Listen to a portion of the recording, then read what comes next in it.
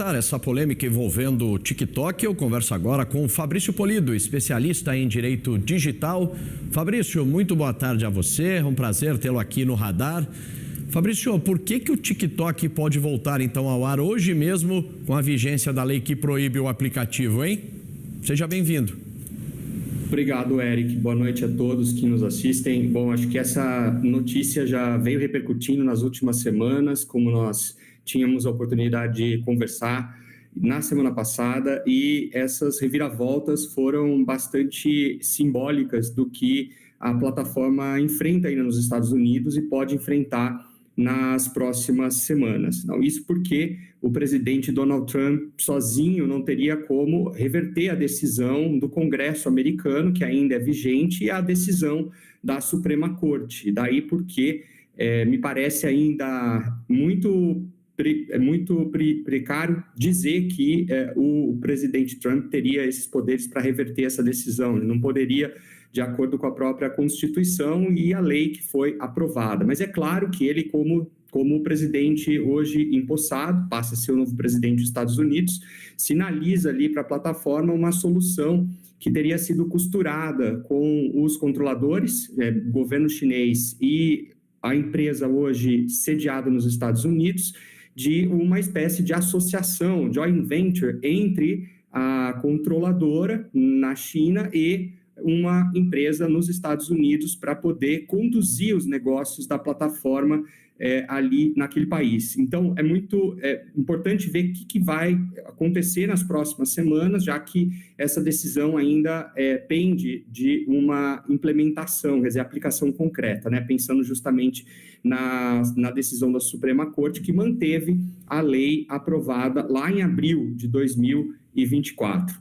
E aí, entre ontem e hoje, né, mais novidades, porque houve anúncios na própria plataforma, no TikTok, informando que a rede voltaria ao ar. De fato, uma das medidas adotadas aí foi justamente fazer com que qualquer outra empresa, operadoras, inclusive as lojas de aplicativo, restabelecessem o acesso à plataforma, já que os americanos já se movimentavam para mostrar que a plataforma não estava mais no ar nessa semana ou com dificuldades de acesso.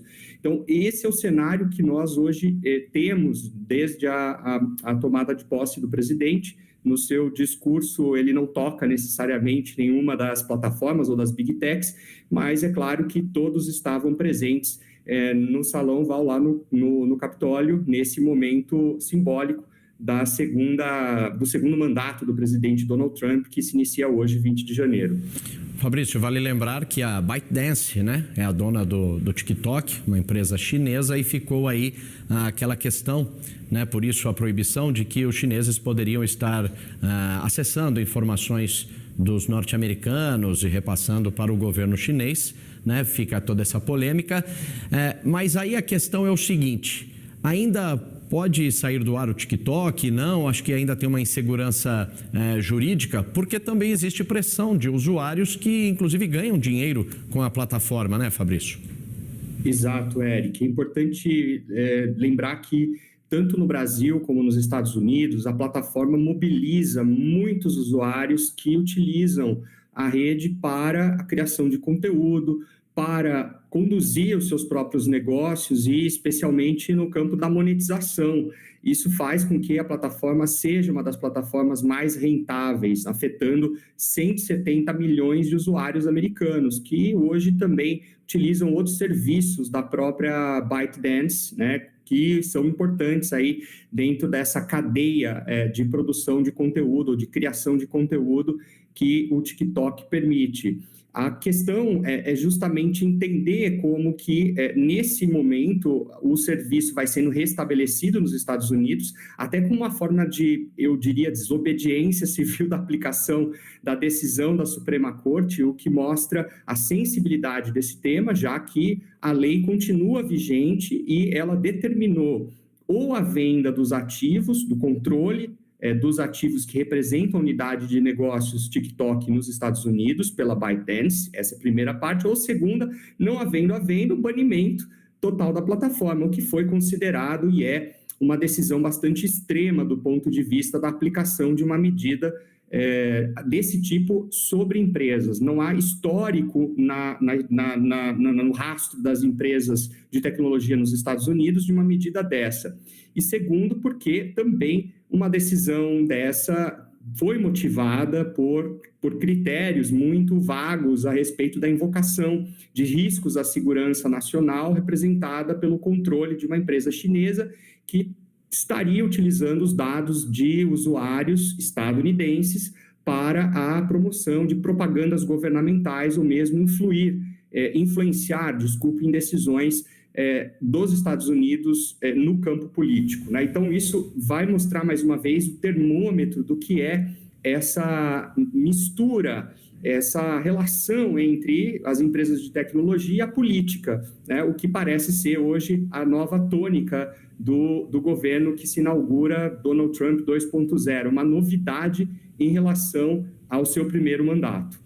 Ô Fabrício, e é tão preocupante essa situação que antes de tomar posse, o Donald Trump já falou por telefone com Xi Jinping sobre essa situação do TikTok, convidou o CEO da ByteDance para a posse, um convidado ali quase de honra para estar ali na posse de Donald Trump. Então existe uma situação, né, bem preocupante de todos os governos ali tentando uma negociação para que a plataforma não saia do ar. Você enxerga aí uma solução a curto prazo?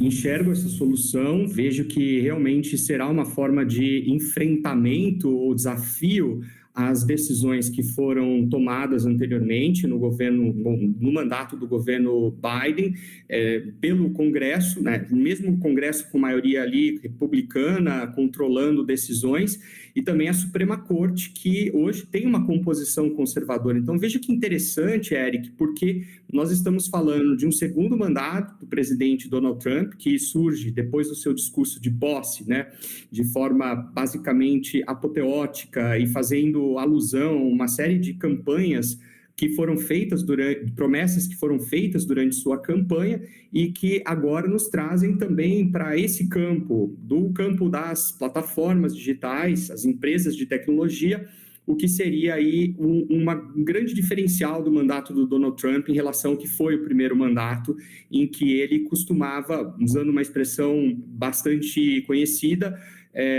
morder, mas latir, mas não morder, né? O que fez com que primeiro mandato ele não adotasse nenhuma medida que fosse contrária às empresas de tecnologia, ao contrário, né? Sempre se posicionando, protegendo os grandes ativos da economia dos Estados Unidos, que é representado hoje pelas empresas de tecnologia, e do outro lado, essa relação também bastante ambígua com a China, do que diz respeito à tecnologia, diferentemente do que foi no campo comercial tradicional, a guerra comercial travada no primeiro mandato do presidente Donald Trump.